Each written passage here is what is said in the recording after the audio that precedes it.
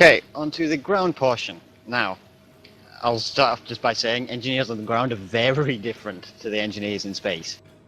In space, you're traditionally more oriented to tanking and healing.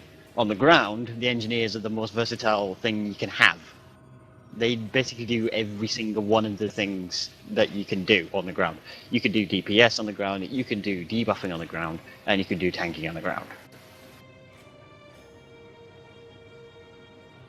Now, to start off with in the session, I'll be basically covering probably the most common kits you can find in PvP maps. That'll be the bunker fab kit with this, or some kind of type of variant. And the enemy neutralization with this. Now, enemy neutralization is the more DPS oriented, and those are traditionally good for blockading. The bunker fabs are traditionally good for keeping back. In both cases, what would you say is the primary support role or orientation for an engineer? Like, what's its main purpose? What's its objective in relation to the three professions? Fortification of an area. Yeah. Yep. Or Develop like the base. flowing the enemy into specific locations. A base builder, maybe? That's a good way of putting it. Yeah, base builder, fortification, what have you. It's essentially that, because basically 90% of the powers that they have revolve around building a fortification, whether that be mines, whether that be a turret, a healing turret, a cover shield. Basically, like I said, 90% of them. You will effectively be the base. You're a mobile base. You're a base on foot. You have all your powers there. Tactical and science will be supporting you, and you will be supporting them at the same time. But they will be hugging around your base while doing their own specializations. But the engineer is the ones that actually allow them to carry them out effectively in a teamwork, because that allows them to be reinforced by everything else around them, so they don't have to be concerned with flanking too much. Now, there are different forms of fortification. You have offensive fortification and defensive fortification. Offensive ones are the ones with the mines. You run up to them, you pop the mine, you fuse armor, and they die because they explode. And then you have the ones with the turrets and the mortars and the healing generators, where you stay back. The other portions of your team are shooting from long range or doing other things, and you provide the necessary support from the mortars, the turrets, and the healing generators to support your entire team, depending on what turret you pop down. And of course, there are variations on other kits as well.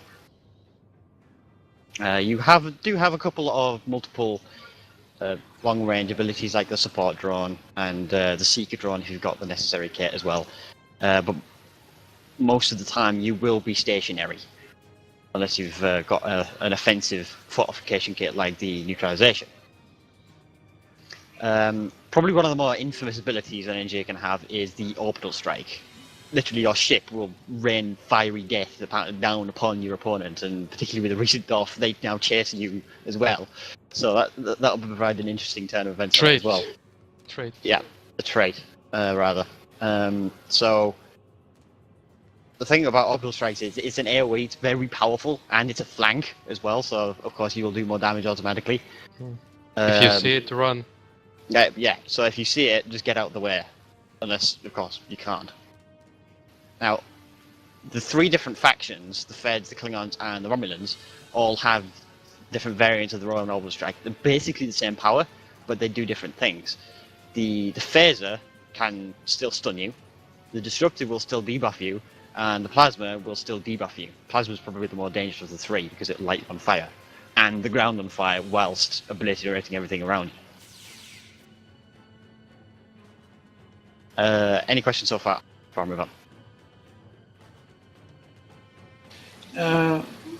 Is it when you're setting up a defensive base, is it practical to put a cover shield in front of the shield and health regenerators and put the quantum mortar even a little further back from the shield and mid-gens?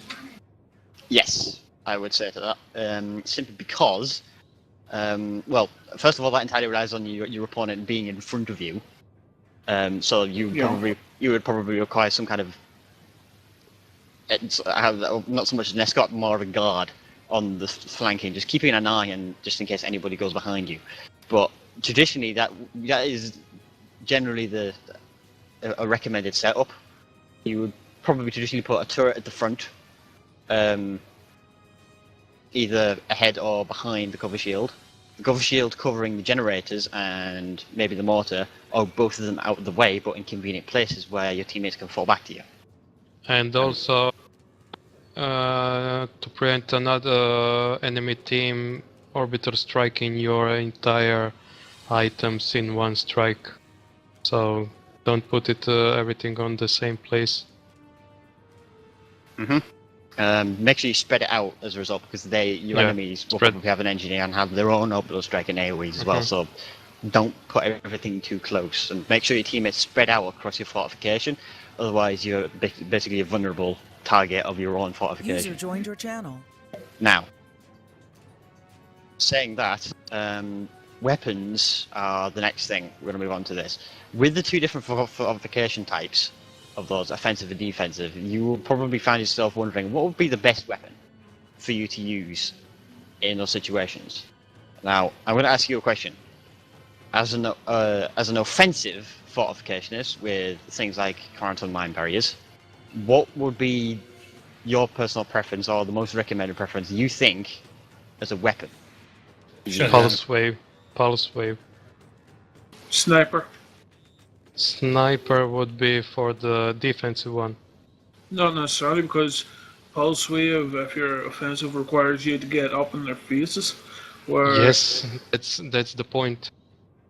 That's why it's called offense. Yeah, that's the point. Okay. You need something for a close-up fighting. Pulse wave is the perfect weapon for that. True. Any other weapon recommendations? The high density beam. It's got a beam, and the knockback would be very effective too.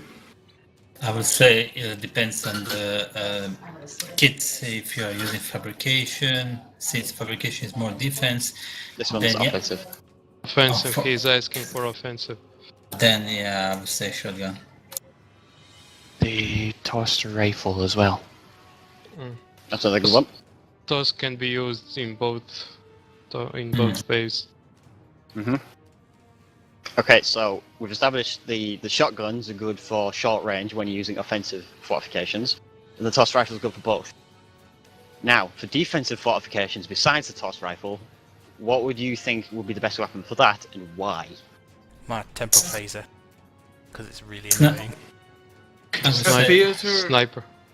a stun phaser, a sniper rifle, or a TR-116. Your stun phaser is a short-range weapon, as are all pistols. Yeah. Yes, but it's a good old shit weapon. I would say sniper rifle, or maybe also the minigun. Minigun is useless in PvP. Don't ever use it.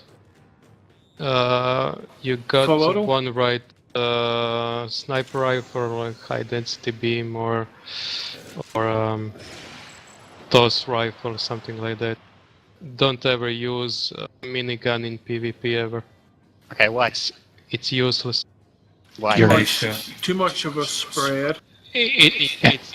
That's just when it's firing. That's just animation. It doesn't do damage. You think it's done. It's making. So Yeah, you're half right on that point. When you're running RPG controls, you're only damaging one target within a finite core. However, if you're running in shooter controls, it's a fixed I'm running. cone. Yeah. I'm running a shooter. Yeah. Yeah, if you're running shooter controls, it's a fixed cone based on where you're facing, rather than based on who you're targeting. So, it's not as big a damage loss as it used to be. Mm. Add to that, Yes. the minigun is a charge up as well. Mm. So Yes. yeah, And that, you're- Auto. that gives your enemy an opportunity to get out the way. To kill you. Yeah, and you're Or also, kill you before you start firing. and when you are firing, you are rooted on that secondary fire, Yeah. which is more than enough time for you to be orbital strike Or shotgun from the back if you're not lucky. or mined, bombed. Or just don't Generally use blown up minigun in by PvP anything. and Yeah. Yeah. be fine. Has anyone Yeah. considered the split beam rifle? That's what I said. Oh, I've not used that for ages. The split beam rifle is a good medium range weapon. It's good for single targets. The primary attack is actually better than you think, and the split beam is good for spreading that DPS slightly out towards it. You lose a little bit, but you will provide more DPS generally because it's spread over 3 targets, and of course the debuff over a few targets as well. As we've seen, some members It's generally good. use it quite effective. Concentrate onto one target. If there's only one enemy in range, it will do quite a bit of DPS. Yeah, and what about the Bajoran phaser pistol that's got a 3-way spread for oh shit moments? Pistols, you can use. You can use in both situations. It won't be as effective in offensive fortifications because you can find yourself being gimped by an enemy who has also a pulse wave assault. And in the defensive fortifications, you'll probably not be able to use it because you're not in range. Except for the stasis pistol, which is Except the special thought which counts in his pocket, which is usually very handy for which is freezing a the target. cheat. You cheater. Yep.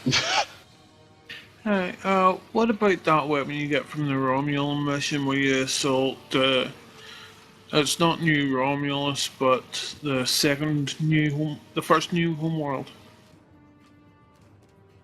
where the fleet comes in to help you. Oh, the penal, not the penal code. The how's it called? Nimbus. No, not Nimbus. Brea? Rotar 3. I'm not Oh, sure which you mean. the overcharged plasma. Uh-huh. That's a sniper rifle. Hmm. Overcharged plasma sniper rifle is not very good. It has no modifiers on it. It's just it's just a really powerful base DPS thing. Has no crit chances on or anything. But yeah, traditionally you would probably go for mid to long range weapons for defensive fortifications. But I'd always keep them to be a short range on handy just in case you get flanked and you don't get seen. And if you're not offensive fortifier with mines, I'd traditionally always keep a pulse wave and maybe a mid-range weapon with you, perhaps even a sniper rifle. I mentioned it last week as well. A sniper rifle has a primary attack which can actually do a little bit of DPS, not as effectively an engineer rather, because you don't have the buff to boost it as much, but it can be effective in some situations. Somewhat Also- limited engineers, however. Yeah, also aim can boost the accuracy and damage also. So have that in mind. Well, speaking of accuracy, if you're always in RPG mode, you won't need accuracy, so Yeah, go for yeah. critical modifiers, unless That's you're what unless you're if you're Hershey in and you use shooter shooter mode. mode all the time. Yeah. I just not worry about accuracy. Criticals will probably be your most important modifiers. Any further questions? What do you reckon to a bit of shooting? Still a few points to cover. Tribbles, that type of thing. You've got a single natural heal. This reroute power to shield. Now this is good for resistance and shield regeneration. It's I'd almost call it the rotate shield for Guzzi of ground. In fact, that's exactly what it is. But it's the sort of thing is what you'll basically get as a natural if you're using either an offensive or a defensive kit like that. 2 and a most power shield 3 for a ground version of it. This thing is very, very handy for keeping engineer shields up.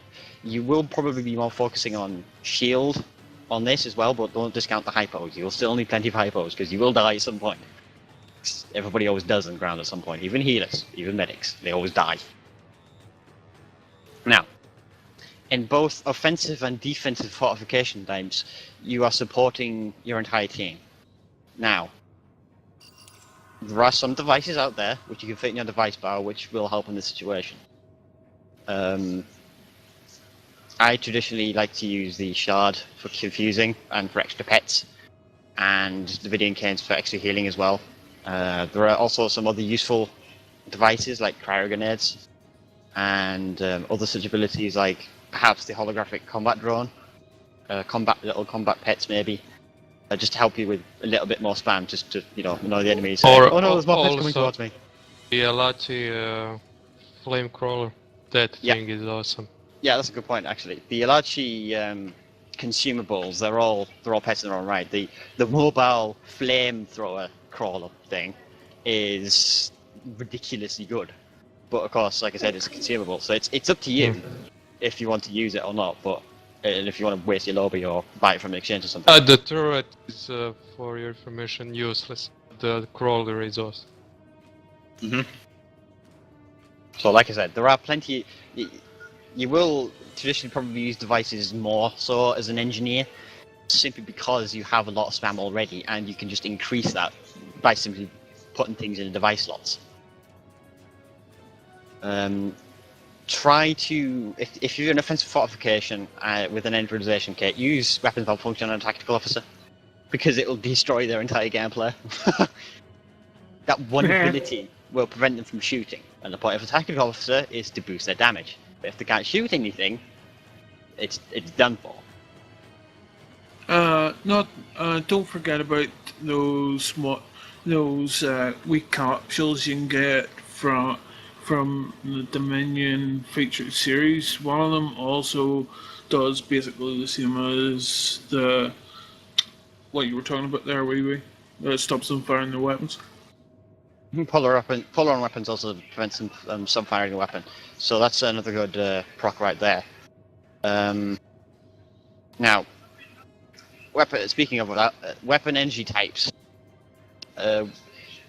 You've got multiple ones here to choose from, but all of them have some kind of good traditional circumstances surrounding them, depending on their proc.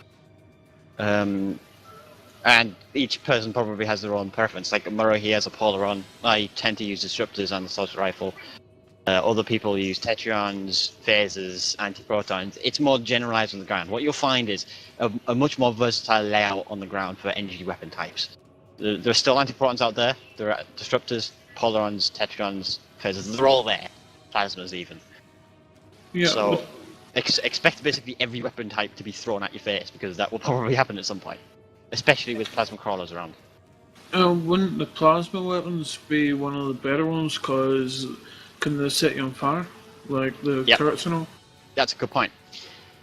Flame turrets, whether they be stationary or the flame crawlers, the Alachi flame crawlers, players are a hell of a lot more vulnerable on the ground than they are in space. With space, you could just flick a hazard emitter and they're done, because everybody has it. On the ground, the only thing that can cure a plasma DOT is, I think it's Vascular Regenerator, which is limited to a science character.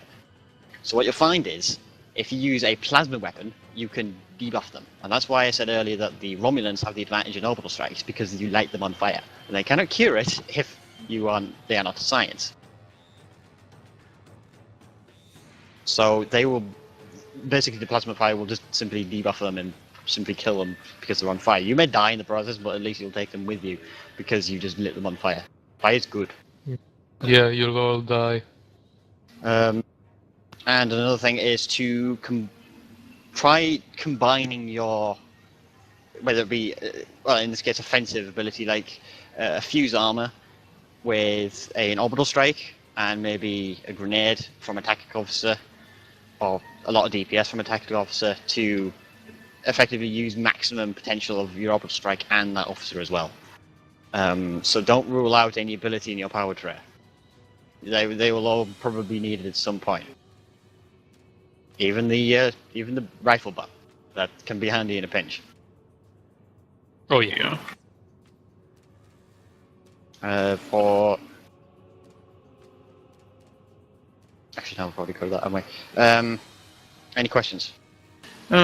Is there any particular types of shields or armor you'd recommend for PvP?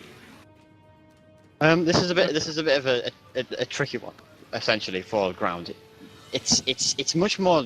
It's not as orientated to one specific set on the ground as it in space. You will find multiple sets and multiple units and items to be effective in their own right.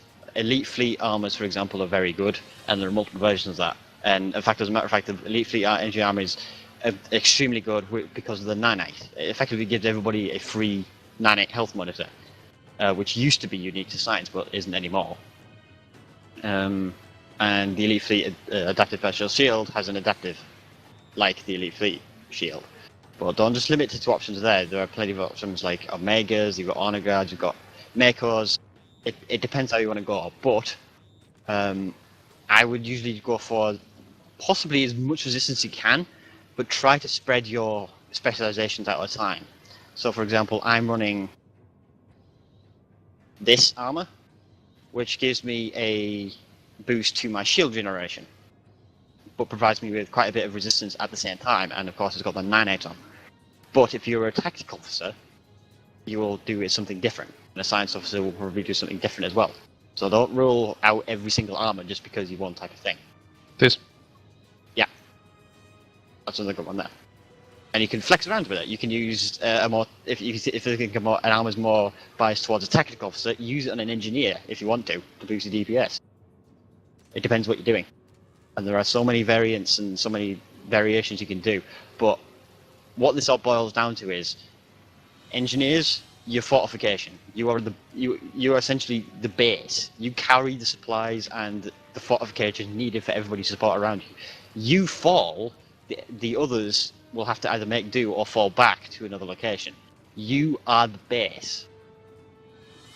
That's the one thing that comes down to as an engineer. Any questions or comments?